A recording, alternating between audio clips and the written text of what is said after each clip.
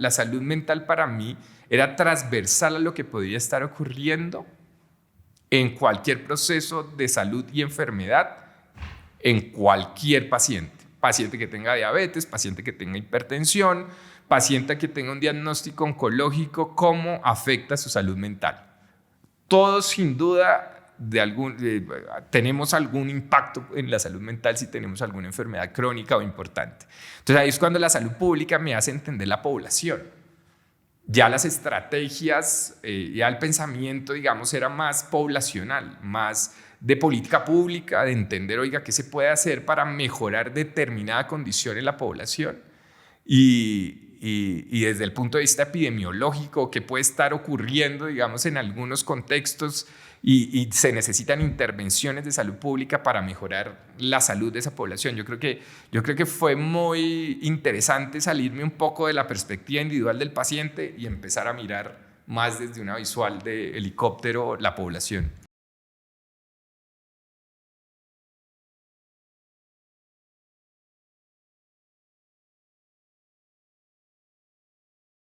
Hola, buenas. Estamos en un episodio más de Historias Uniandinas. Hoy estamos con Álvaro Navarro, psiquiatra, egresado de esta universidad. Ya vamos a hablar de ese paso de Álvaro por los Andes.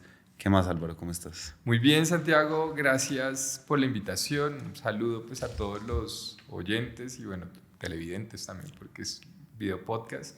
Y no, muy feliz de volver acá a la casa. Chévere. Bueno, quiero empezar con una pregunta sencilla, pero ¿cómo te hiciste psiquiatra? Sí, uy.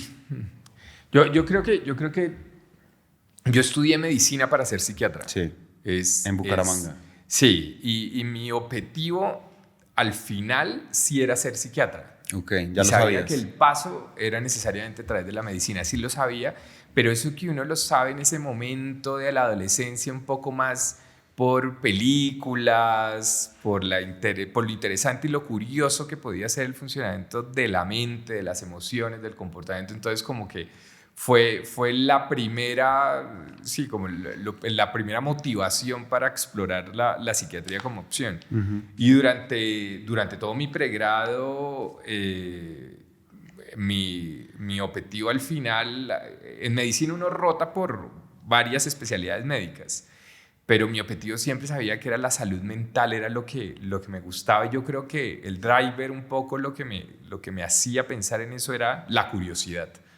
Era cómo funciona el cerebro y cómo hace que lo que pensemos, lo que sentimos, cómo nos comportamos, todo ese funcionamiento me llamó mucho la atención, y desde pregrado me vinculé en grupos de investigación y después terminé en un grupo de investigación que era exclusivo de neuropsiquiatría, y ahí pues entendí un poco más que no se sabía mucho del cerebro. Y eso era bien atractivo para mí, no, la curiosidad y entender que finalmente después se vuelve un propósito también de mi vida, entender cosas. Ahí yo digo, no, yo tengo que especializarme en psiquiatría. ¿Y ahí en ningún momento hubo como un cambio de pensar, uy, de pronto me está gustando también la cardiología? O... Sí, sabe que sí, llegó un momento, a mí me gustaba la medicina interna, específicamente la endocrinología. Y una de las motivaciones también era la complejidad, entender esa complejidad del organismo, cómo funcionan las hormonas, cómo funcionaba, digamos, todas las sustancias que están en nuestro cuerpo y el impacto que tienen en nuestro crecimiento, en la alimentación, en el sueño. Entonces sí pero fue corto, Santiago, fue muy corto porque ya después eso de alguna manera se entendía mejor. El cerebro hasta el momento no hay un entendimiento pleno del funcionamiento. En este momento tampoco. Tampoco. Nosotros, la capacidad que nosotros tenemos para pensar, no, digamos que se forma a través de creencias, a través de las experiencias que hemos tenido en la vida, pero en el cerebro, puntualmente, cómo funciona, en qué lados, con qué neurotransmisores, cuáles son esas conexiones, todavía nos falta. Hay mayor entendimiento, por supuesto, pero nos falta. Bueno, ya te preguntaré por eso. Entonces te gradúas de médico en la Universidad Autónoma de Bucaramanga, ¿cierto? Sí, soy búcaro, hincha del Atlético Bucaramanga. De los Leopardos. Sí. Y entras a estudiar pues la psiquiatría en la Universidad Nacional. Sí, entonces me vengo para Bogotá y cuando termina uno medicina, uno empieza, me tengo que presentar en varias universidades para la especialidad. Pasar una especialidad médica es un reto para los médicos, no es sencillo, los cupos son limitados, la opción no es tan amplia. Y yo tenía como objetivo era estudiar en la Universidad Nacional o estudiar en la Universidad de Antioquia. En ese momento los Andes no tenían psiquiatría porque lo hubiera considerado. Es reciente la residencia de psiquiatría en los Andes. Y me presento en la Universidad Nacional, eso que uno empieza a presentarse para foguearse, ¿no? Para entender cómo son los exámenes y mirar. Y con la buena fortuna que pasé en mi primer intento y decidí entonces venirme aquí a Bogotá y estudiar psiquiatría. ¿Y ahí cómo fue la especialidad? Muy chévere, es salir, digamos, de la provincia, ¿no? Salir un poco de lo que uno puede alcanzar a ver en una ciudad más pequeña y ver una universidad que acoge a personas de todos lados, de todos los departamentos, de todas las ciudades, con diferentes entornos, contextos, que lo hace pues muy enriquecedor, digamos. Para mí fue una gran experiencia entrar a la Universidad Nacional, la complejidad también, los profesores de alta calidad, yo creo que fue un paso muy interesante y que finalmente iba a entender lo que pasaba, digamos, o era el objetivo, ¿no? Era por fin llegar a entender, bueno, cómo funciona el cerebro. Era lo que venía y lo que quería por muchos años estaba persiguiendo y era llegar al momento, listo, ya voy a empezar a entender cómo funciona. Bueno, y quiero devolverme a algo que decías ahora sobre el cerebro justamente y decías todavía nos falta en el conocimiento que tenemos del cerebro. ¿Qué nos falta y por qué, digamos, es tan difícil llegar a esos lugares Sí, del conocimiento? el acceso, digamos, del estudio es complejo, entonces hay tanto química como electricidad como estructura digamos, entender la química, la electricidad y la estructura cerebral, yo creo que se ha venido desarrollando cada vez más, hay más interés por entender de verdad el funcionamiento del cerebro y es mayor, pero sigue siendo complejo porque es el nivel neuronal de cómo se comunica neurona con neurona y a través si es eléctrica, es química, si es ambas, qué pasa si se deja de comunicar, cómo nosotros podemos crear nuevas autopistas. Cuando me refiero a autopistas es maneras de pensar. Entonces, nosotros como seres humanos estamos programados o de alguna manera aprendimos que ante determinadas situaciones nuestra respuesta es aprendida por contexto, por creencias, por el ambiente, y después mirar, oiga, pero ¿qué tal si puedo pensar de otra manera y si pongo otra autopista? Sería también interesante explorarla y eso es un poco lo que yo hago incluso en psicoterapia. Ahorita de pronto podemos hablar de eso con los pacientes y es la posibilidad de tener alternativas de pensamiento y explorarlo. Eso también pasa a nivel, digamos, neuronal y es muy interesante, es muy apasionante entender. Y la psiquiatría, digamos, tiene esos tres campos de búsqueda o de acción, la química, la electricidad y la arquitectura, o eso también hace parte de la neurociencia, o cómo está ahí. Eso es neurociencia, digamos que eso son las bases, la fundamentación, digamos, del estudio del cerebro. ¿Sí? El cerebro parte de que tenemos que entenderlo, su funcionamiento. Pero lo que finalmente nosotros en nuestro ejercicio profesional como psiquiatras, como médicos, nosotros vemos básicamente tres cosas. Son las que nosotros podemos ver en una interacción con un paciente. Lo que mejor vemos es su comportamiento. Nosotros tenemos, digamos, somos entrenados para entender cómo es el comportamiento de alguien que se aleja de alguna manera de los parámetros que llamamos normales y puede ser una condición clínica. Y ese comportamiento es lo que estudiamos porque es lo que uno puede ver y objetivizar. Ahí está también las emociones.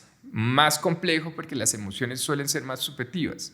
lo que nos pudo haber causado la eliminación de Colombia ayer del Mundial, a muchas personas pudo haber sido distinto. O sea, algunas les pudo haber despertado frustración, otros angustia, otro miedo, tristeza. Hay gente que incluso pudo haber sentido alegría porque dicen terminamos esta etapa del Mundial y nos concentramos, digamos, con el país y con la coyuntura ahorita del país político, si se quiere. Entonces, esas emociones son subjetivas, cada uno las valora y cada uno les da un peso. Y están los pensamientos, que esos son íntimos, esos sí son de cada uno y cada uno los preserva, uno los puede transmitir y contar, pero estoy seguro que ninguno de nosotros los cuenta en su totalidad. Y nadie y todo el mundo tiene sus pensamientos que de alguna manera tampoco quisiera exponer y son íntimos. Eso aún más difícil de explorar, pero en una relación médico-paciente, en un contexto de psiquiatría, eso es lo que se explora. Entonces usted se podría imaginar que yo en cada interacción con un paciente es entender nuevos mundos, porque es que le traiga a uno un mundo y se lo explique desde su perspectiva, y esa explicación desde su perspectiva primero me hace entender que hay gente que puede estar pensando en esa otra dirección, me confronta a mí también mi pensamiento, y como no se trata de saber si es incorrecto o correcto, se trata de saber si el pensamiento está generando algún malestar en su emoción, ¿cómo podríamos hacer para que no la genere? O si la genere, entenderla. Digamos que ahí es donde le hablo de las varias autopistas que deberíamos recorrer para explorar esos pensamientos. Entonces, yo soy muy afortunado porque tener la capacidad de poder hablar con gente y conocer ese mundo, es leerse un libro donde tenga 10 personajes y yo poder recorrer el libro a través del mundo de esos 10 personajes, del cerebro y sus pensamientos de esos 10 personajes. Eso es apasionante, sencillamente. Bueno, avancemos un poco en la historia de tu carrera, porque tengo que, después de venir de la provincia, como dices, a Bogotá, haces un salto a Sydney, ¿cierto? Sí, antes me voy a Italia. Ok. En Italia yo termino psiquiatría y entendiendo la complejidad de las neurociencias, no está tan bien inventado los neurotransmisores. Esta parte es un poco más de neurociencias básicas, más de laboratorio, más de ese entendimiento. Al principio me gustó, ya después yo me alejé un poco pensando en que yo quería tener psicoterapia, interacciones con pacientes, y la psiquiatría le da a uno unas herramientas, si se quiere, muy médicas y desde el punto de vista farmacológico, que en mi concepto son insuficientes. Ahí es cuando yo me voy a Italia. En Italia me formo en una terapia que se llama cognitivo-comportamental. Duró 3 años viviendo en Italia. Fue también una visual distinta. La mayoría de mis compañeros estudié en Torino, la mayoría de mis compañeros de Torino eran psicólogos, entendían muy bien esto que los médicos no entendemos de la psicoterapia como una herramienta también terapéutica. Y me dio sin duda en mi cajita de herramientas, otra herramienta, digamos, para atender a los pacientes. Entonces mi práctica se volvía más completa, pero no solo la práctica, porque esto sí me da más oportunidad de entender lo que decía anteriormente, los comportamientos y los pensamientos de las personas. Cualquiera, no necesariamente tenía que ser un paciente o alguien que acudiera a una consulta conmigo. Podía ser en cualquier contexto. Entonces, lo cual para mí fue maravilloso. ¿Por qué dices ahorita que, según tú, para ti es insuficiente la aproximación farmacológica? Porque como no está tan bien inventado, tampoco hay medicamentos exactos que digan este medicamento va a funcionar en tal área del cerebro, con tal neurotransmisor, cada vez con más precisión, pero sin duda el cambio de pensamiento, el esquema de pensamiento que tenemos se tiene que reestructurar para muchas aproximaciones. Es decir, yo puedo actuar ante cualquier situación con esquemas de pensamiento ya rígidos. Esto no lo cambia un medicamento. Lo que se necesita es mirar si necesitamos reestructurar ese pensamiento. ¿Y eso se hace con psicoterapia? Y eso solo se hace con psicoterapia. No hay otra opción. Ya. Y ahí es cuando, pues para mí se vuelve apasionante. Bueno, chévere.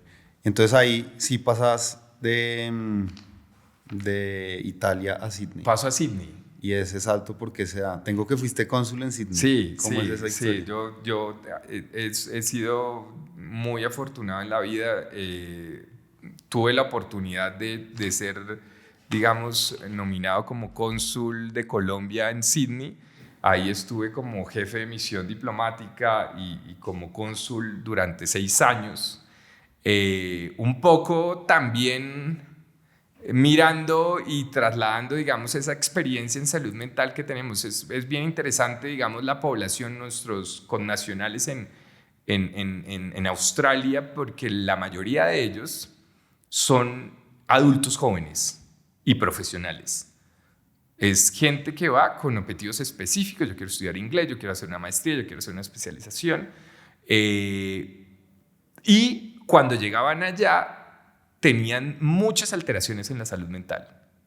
Precisamente un salto a una ciudad lejana, otro idioma, otro contexto, otro uso horario, implicaba para la gente, digamos, un impacto emocional bastante. Y yo en mi ejercicio como cónsul, como gran parte esa atención a los connacionales, yo iba a hospitales psiquiátricos donde podíamos tener algún connacional hospitalizado. Digamos que esa parte de diplomacia en salud se pudo desarrollar bastante bien. También muchos convenios, yo pues siempre en investigación, intentando hacer alianzas con la Universidad de Sydney, en este caso fue para precisamente mirar qué herramientas podríamos darle a la población expatriada que vive en otro país, que habla otro idioma, herramientas en salud mental de saber qué hacer ante determinada situación que pase en ese país, digamos, cómo activar esa red de apoyo, cómo tener un botiquín, llamamos de primeros auxilios para saber, estoy pasándola mal, qué debo hacer.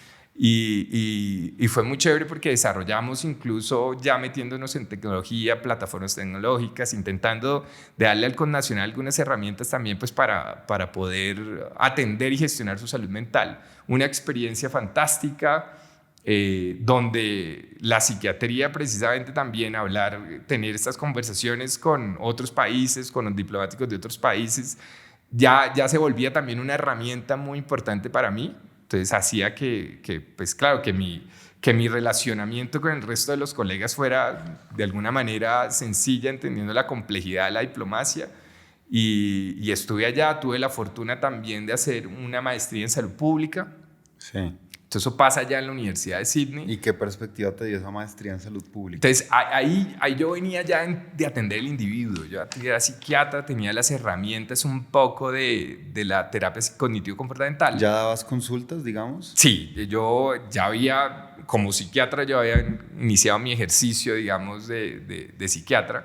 Pero en ese momento yo empiezo a pensar, yo quisiera tener una perspectiva de población. Entonces yo digo, no, yo necesito ver a la población en su totalidad y no específicamente de salud mental. La salud mental para mí era transversal a lo que podía estar ocurriendo en cualquier proceso de salud y enfermedad, en cualquier paciente. Paciente que tenga diabetes, paciente que tenga hipertensión, paciente que tenga un diagnóstico oncológico, cómo afecta su salud mental. Todos sin duda tenemos algún impacto en la salud mental si tenemos alguna enfermedad crónica o importante. Entonces ahí es cuando la salud pública me hace entender la población. Ya las estrategias, ya el pensamiento, digamos, era más poblacional, más de política pública, de entender, oiga, qué se puede hacer para mejorar determinada condición en la población.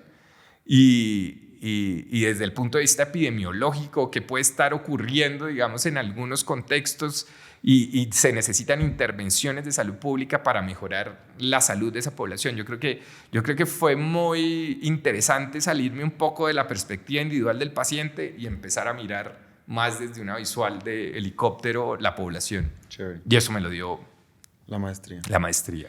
Bueno, quiero hacer una pausa porque hemos usado hasta ahora en esta conversación un término que es salud mental, y me gustaría que definieras o intentáramos definir de manera como lo más puntual posible para ti qué es la salud mental. Sí, Hay una definición muy bonita que la Organización Mundial de la Salud, que yo la podría resumir, digamos, en la capacidad que tenemos los seres humanos para responder ante dificultades, qué herramientas tenemos para responder ante cualquier dificultad que tenemos.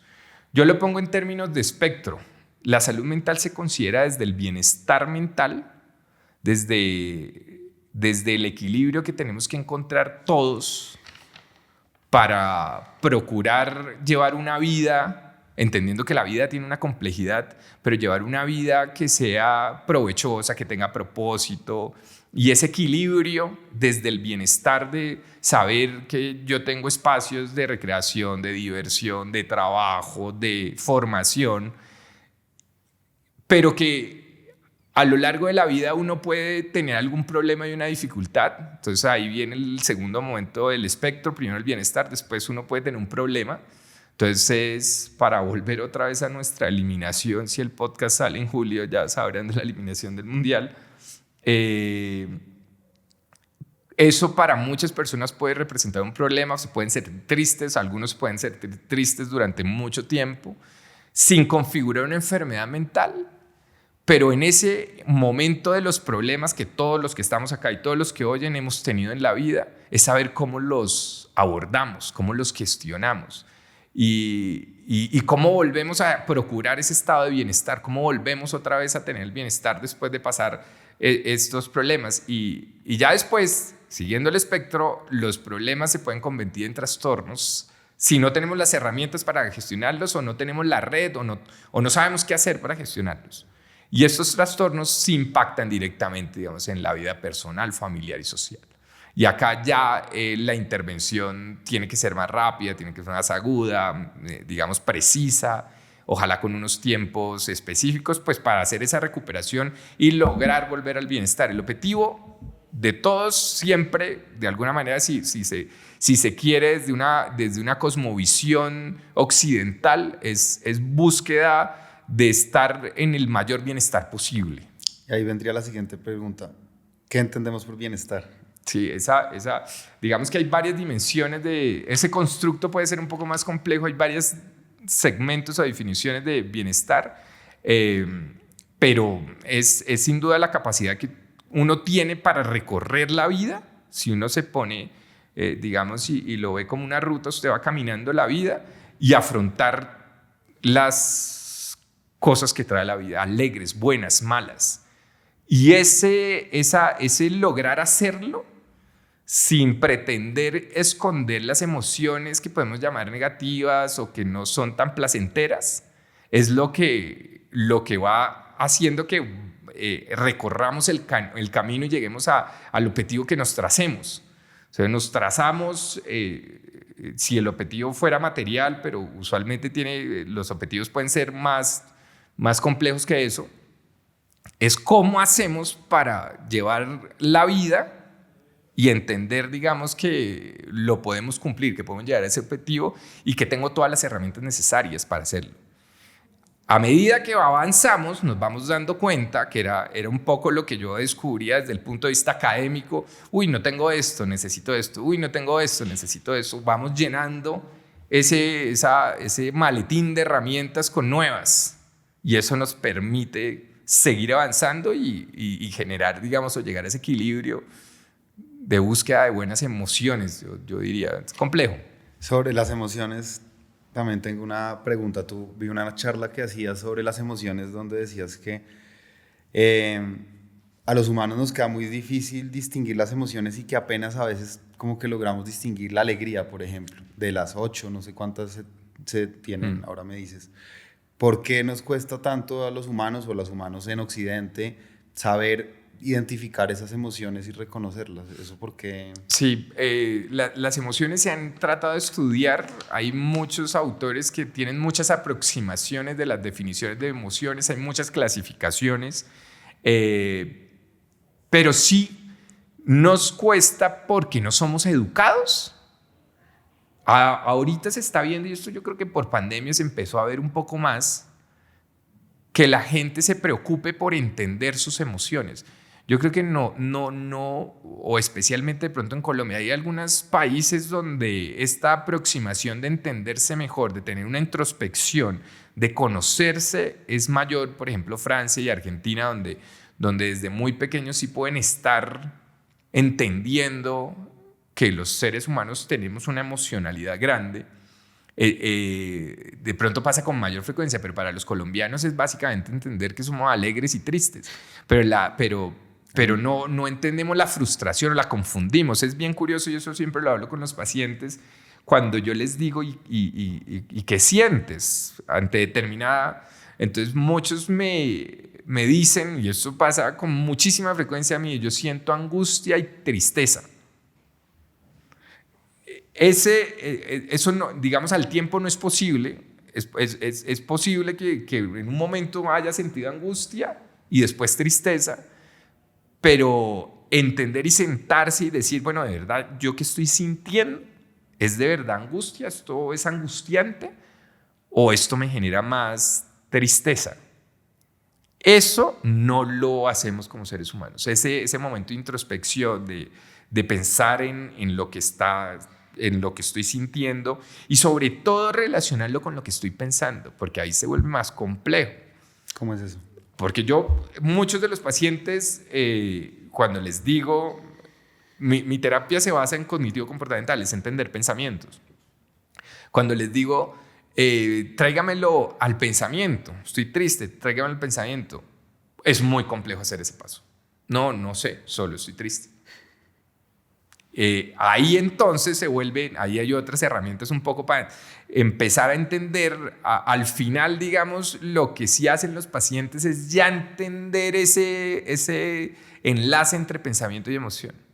Entonces ya dicen, no, ya avanzada la psicoterapia, ya no, estaba pensando, estaba viendo televisión. En la televisión salió una familia que la pasaba muy bien. Y yo me puse a pensar por qué en mi familia no la paso tan bien.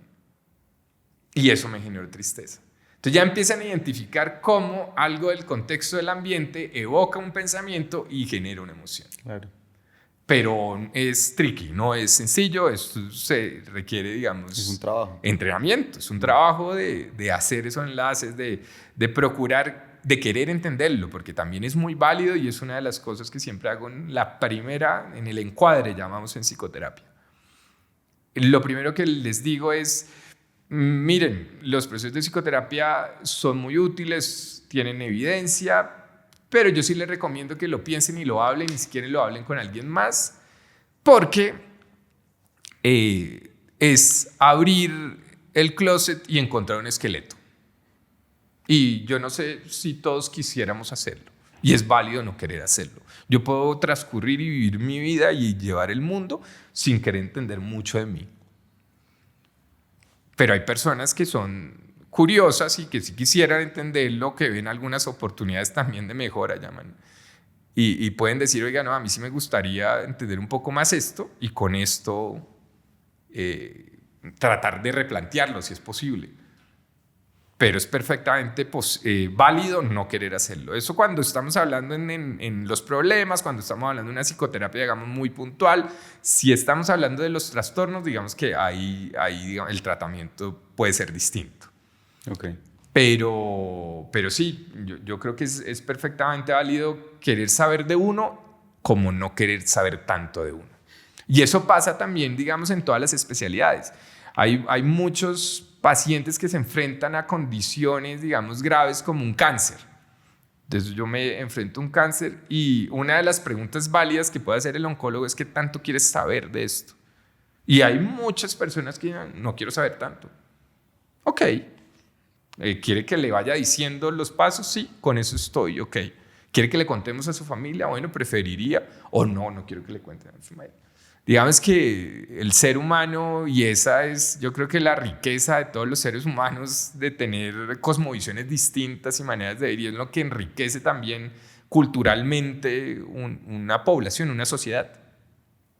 Bacán. Bueno, retomemos el trasegar de tu carrera, porque tengo acá que luego de salir de la maestría, o sea, no inmediatamente, cursas o entras a la Universidad de los Andes a hacer tu Entonces, MBA. entonces fue muy chévere porque pues yo me devuelvo a Colombia en mi trabajo de psiquiatra y después tengo la oportunidad de vincularme al grupo Keralty, a Sanitas, en una posición, digamos, en una posición directiva. Y era en ese momento de entrar al médico que se hacía algo de liderazgo y dirección. Y yo egreso del EMBA ya es como más el directivo que sigue siendo médico. Ya. Entonces eso fue bastante interesante porque, claro, yo entendía al individuo de alguna manera, digamos, y después entendí digamos, la psicoterapia, lo poblacional, lo entiendo. Pero las mayorías de las decisiones estratégicas que paran el sistema de salud pasan por otros factores y hay otras razones alrededor que hasta el momento yo no era mi campo, no las entendía. Y como le dije desde el principio, la curiosidad y siempre tratar de entender a uno de mis propósitos, de las cosas que perseguía. Ahí yo dije, yo tengo que hacer, bueno, lo consulté, esto de hacer un MBA es una decisión familiar con mi esposa, por supuesto, con amigos del sector. Los médicos no hacemos tantos, no nos metemos en programas de MBA, no es, ahora se ve con más frecuencia, pero es poco probable también que un médico especialista se meta a hacer un programa MBA, porque es otra perspectiva, digamos, de cómo funciona el mundo, pero para mí era muy interesante que el sistema de salud también funciona desde el punto de vista estratégico de sostenibilidad y había que tener esa visual.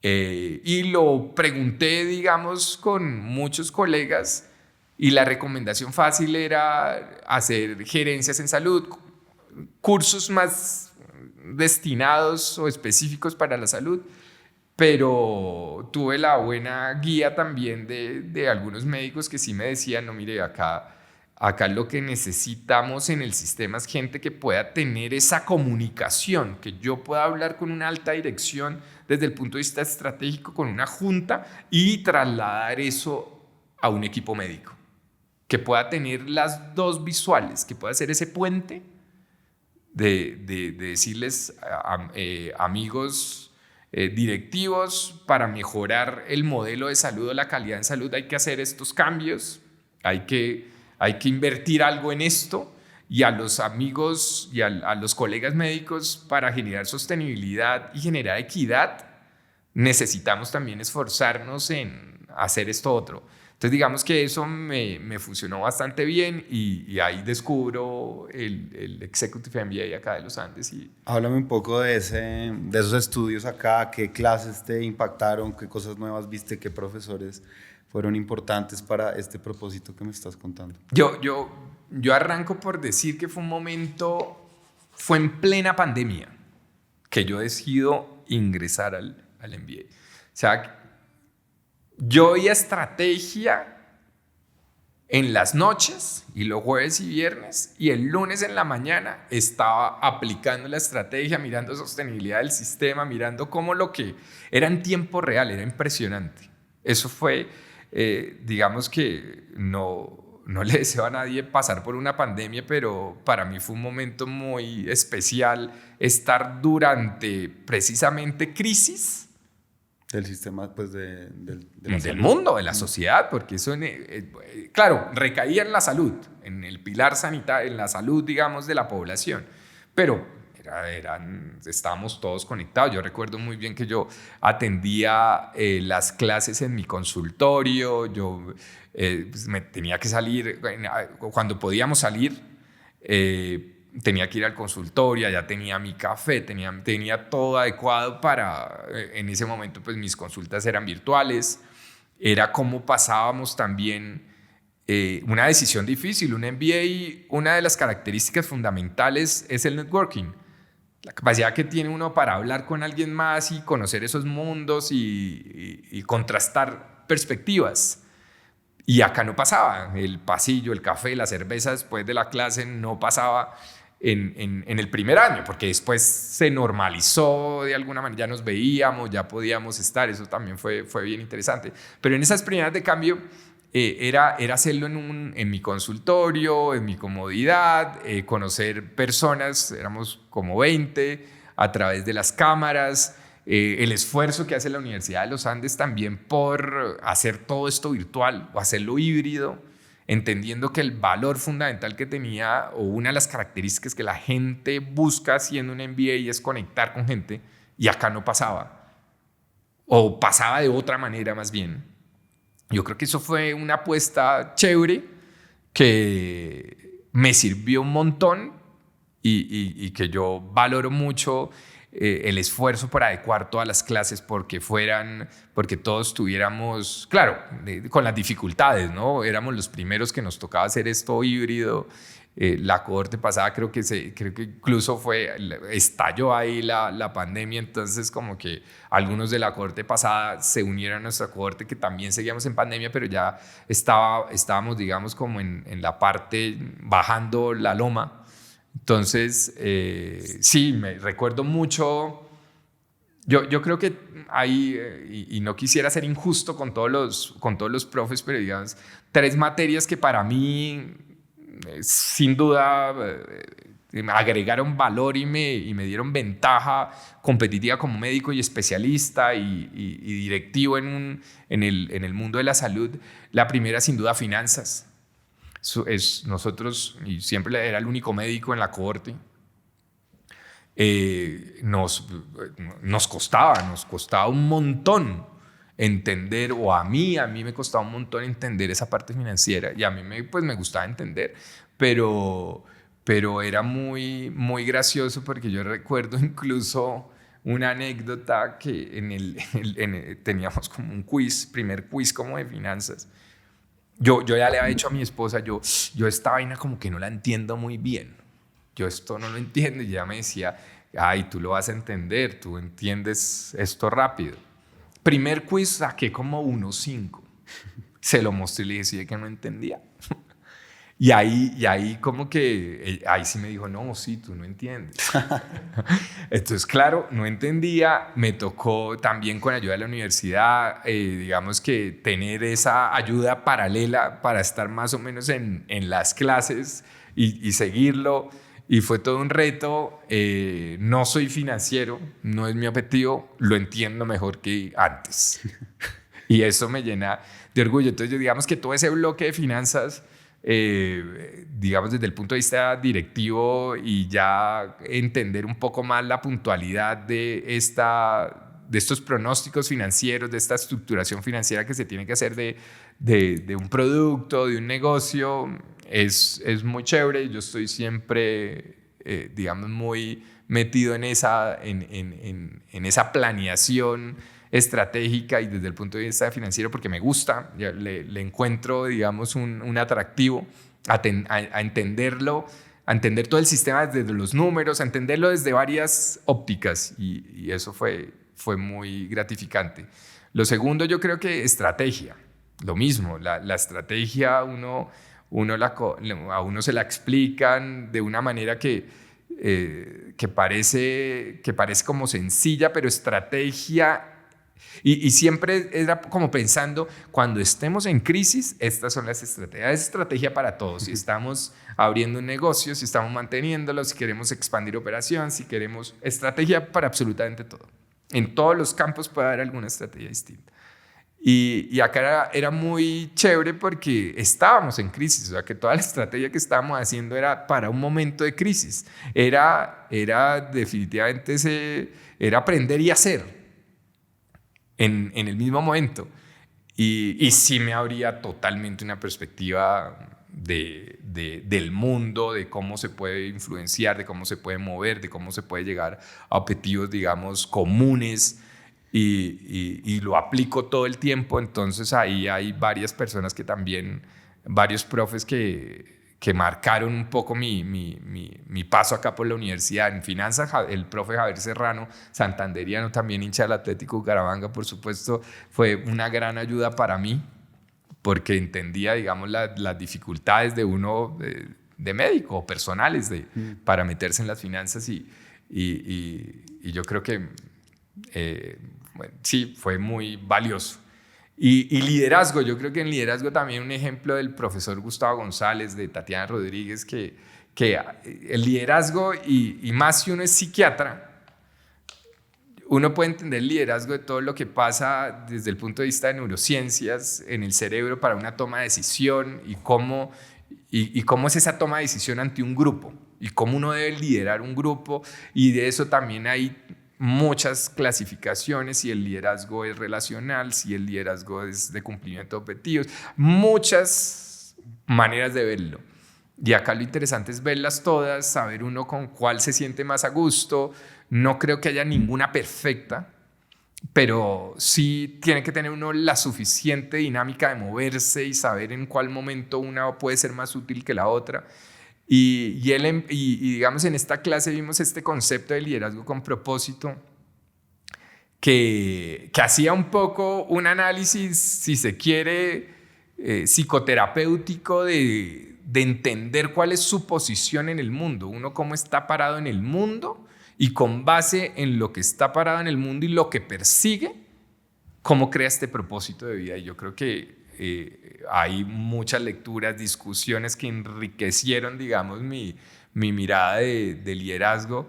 Me invitaron después a ser monitor en la clase de liderazgo de Tatiana, y teníamos un capítulo muy chévere con algunos de los estudiantes también del EMBA parcial y de estudiantes de pregrado, que era liderazgo desde el punto de vista de neurociencias. Era como píldoras era entender por qué yo puedo reaccionar o ser un líder ante determinado grupo, pero cuáles son mis características de líder para poder hacerlo y qué no podré hacer jamás.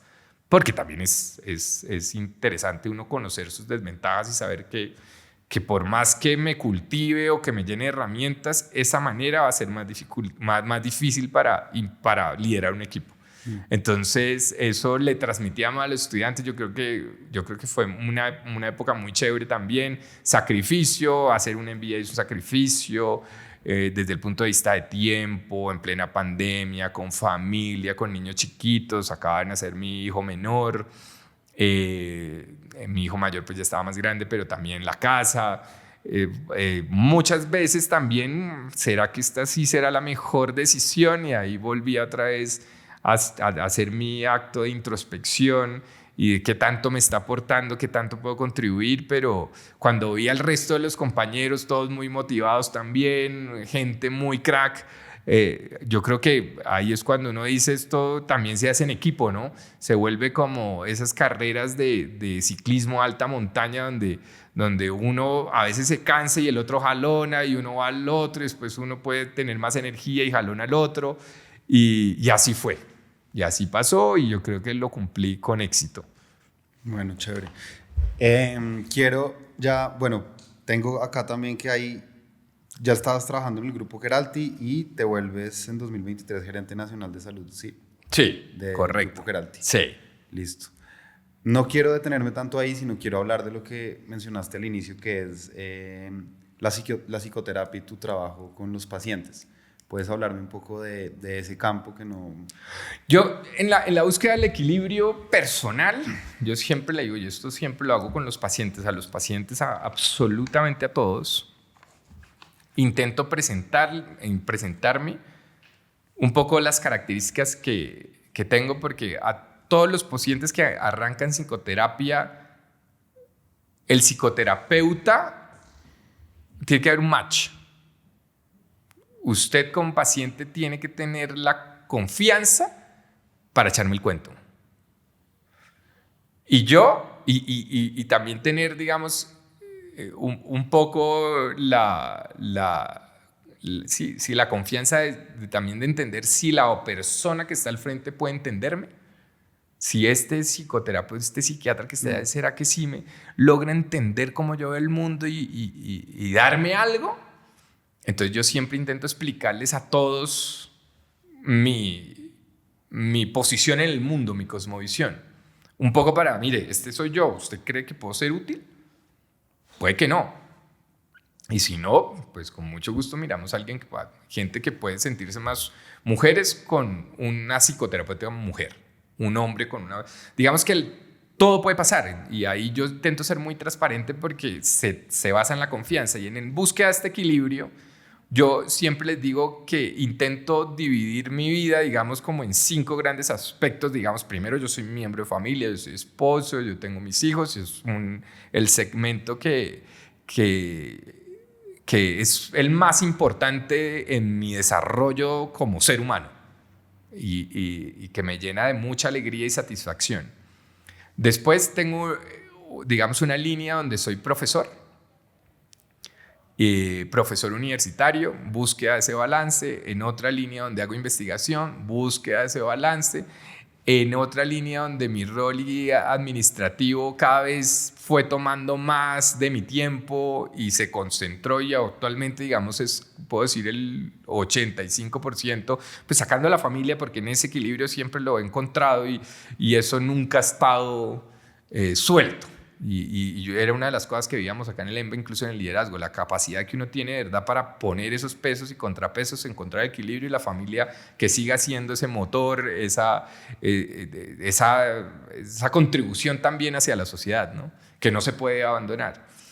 Y la terapia y los pacientes, que era la otra rama que yo tenía. A medida que fui creciendo, digamos, en la dirección, en estos empleos de más responsabilidad, mi consulta se fue acortando. Y actualmente mi consulta es una consulta que es muy, digamos, con unos horarios específicos, que básicamente muchas veces me toca esperar para terminar un proceso con un paciente para tomar otro paciente.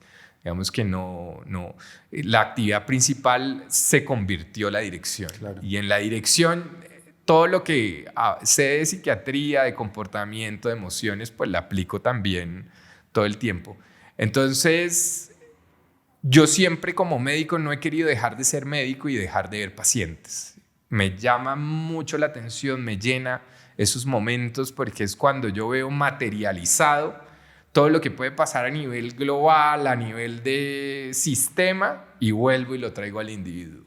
Ya entendiendo que intento, por otro lado, también hacer algunas estrategias poblacionales, pues para que la gente reciba una mejor atención siempre, al menos con lo que respecta al grupo que era el tío donde he estado trabajando. Bueno, chévere. La última pregunta que se la hacemos a todas las invitadas, los invitados, es: ¿cuál es tu lugar favorito de esta universidad? Y le voy a meter una cuña: ¿qué emoción te suscita estar en esta universidad? Sí, ahorita fue muy chévere. Yo hablaba ahorita con Lina, que nosotros en el MBA básicamente conocíamos el Santo Domingo. Claro. Santo Domingo era nuestro sitio. Entonces, pasar ahorita por el lado ahí en el carro, muchos recuerdos de las llegadas temprano, de cómo corríamos para el Santo Domingo. Además, un edificio precioso con unos salones totalmente adecuados, con tecnología de punta para tener en pandemia, ¿no? Ojo que esto todavía era máscara, lavado de manos, puesto sí, puesto no, puesto sí, puesto no. Era chévere, y me trae la emoción que me genera para nominarla así, esa alegría y orgullo. De alguna manera es la mejor o de las mejores universidades del país, y es un privilegio haber estado, digamos, estudiando acá, con un pensamiento que considero liberal, en donde las posturas, ninguna es incómoda, donde es un espacio académico en donde todos aprendemos de todos. Es una construcción conjunta, una mirada de país que me fascinó, con el contraste que he tenido, porque he tenido la fortuna de estudiar en una universidad, digamos, de provincia, en Bucaramanga, después pasar a la Nacional y después estudiar acá, estudiar en una universidad en otro país, y tener esa lectura. Yo creo que la Universidad de los Andes para mí sí marcó un hito importante en mi carrera, en mi vida. Chévere. Pues Álvaro Navarro, muchas gracias por esta conversación. No, provechoso. Gracias, Santiago, gracias a todos, y espero que disfruten. Bueno, gracias. Y a ustedes, gracias por escucharnos en este episodio de Historias Uniandinas. Recuerden que el próximo 22 de agosto se va a celebrar acá en la universidad justamente la segunda edición de Bienestar que Conecta, que va a ser un espacio para los egresados que puedan venir y un poco poner en práctica esto que hablamos en esta conversación. Así que bienvenidos a ese espacio el 22 de agosto y nos vemos en otro episodio. Chao, gracias.